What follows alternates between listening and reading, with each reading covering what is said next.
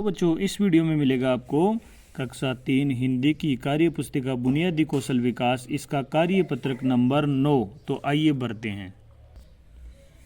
कार्यपत्रक number 9 में देखते हैं पहला प्रश्न, दिए गए शब्दों में वर्ण पर गोला लगाइए। ये देखिए, ये कुछ शब्द है, इनमें ये जो वर्ण है जैसे ये वर्ण पे हमें गोला लगाना है। तो लय में ये वाला है तो इस पे अपन ने गोला लगा दिया। फिर यज्ञ में ये, इस पे लगा दिया। फिर यहाँ पर ये मिल गया ये, तो इस पे गोला लगा दिया। चमन में नहीं है, चयन में है तो ये पे गोला लगा दिया। नमन में नहीं है। जयपुर में देखिए बच्चों ये पर ये गोला लगा दिया। दमन में नहीं है। फिर उदयपुर में ये रहा ये, तो इस पे गोला लगा दिया। फिर आता है द वर्ण पर गोला लगाना है। जैसे 10 में द आ गया, कसम में नहीं है। मदद में 2 है द, तो दोनों पे गोला लगा देंगे। फिर मदन में देखो द आ गया, इस पे लगा दिया। सबक में नहीं है, सड़क में नहीं है। दवात में ये द रहा, इस पे गोला लगा दिया। फिर बस में नहीं है और दलिया में है तो द पे गोला लगा दिया। इसी प्रकार आगे चलते हैं। प्रश्न नंबर 2, वर्ण मिलाकर पढ़िए और लिखिए। देखिए इन वर्णों को मिलाकर पढ़ना है और फिर लिखना है। जैसे विकास है, इसको मिला दिया विकास। फिर आता है चमन, तो यहाँ चमन है। फिर दिवाली, तो इसको दिवाली।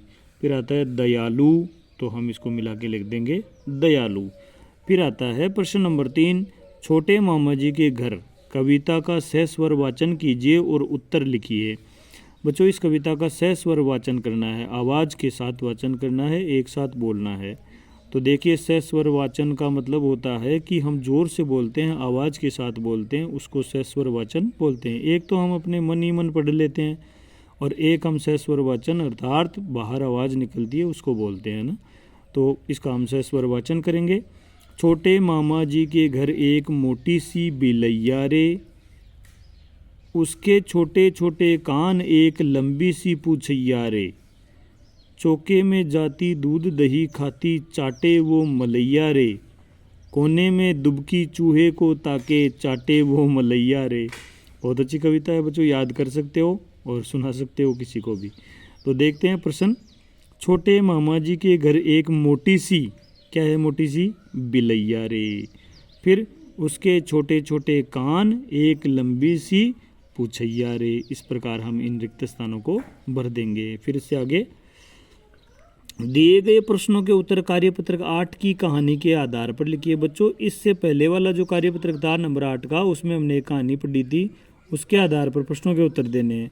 जैसे ईसु और किंसु किसके घर जा रहे थे, तो वो बच्चों रेलगाड़ी में बैठ के अपने नाना जी के घर जा रहे थे ना। तो ईसु और किंसु नाना के घर जा रहे थे। फिर आ जाएगा सीटी बजी और रेलगाड़ी चल पड़ी। इस वाक्य की तरह दिए गए अधूरे वाक्यों को पूरा करो। देखो कुछ वाक्य दिए गए हैं, उनको हमें इसके हिसाब से पूरा करना है। जैसे सीटी बजी और रेलगाड़ी चल पड़ी, बरसात आई और चारों तरफ हरियाली छा गई, या चारों तरफ पानी भर गया, हम कुछ भी लिख सकते हैं। घंटी बजी और बच्चे कक्षा से बाहर निकल गए। इस प्रकार हम इसको भर देंगे। फिर आता है बच्चों देखो प्रश्न नंबर 5, अपने अंगूठे और अंगुलियों की सहायता से मछली का चित्र बनाइए। अपने अंगूठे और अंगुलियों की सहायता से, तो बच्चों इसको कैसे बनाना है। जैसे हमारा ये अंगूठा है, इसको हम यहाँ साई लगा के और ऐसे दबा के ऐसे चिपका देंगे इसको। यहाँ हम पेन से साई लगा देंगे इस अंगूठे के ऊपर, इस वाले भाग पर यहाँ लगा देंगे और फिर इसको यहाँ ऐसे चिपका देंगे।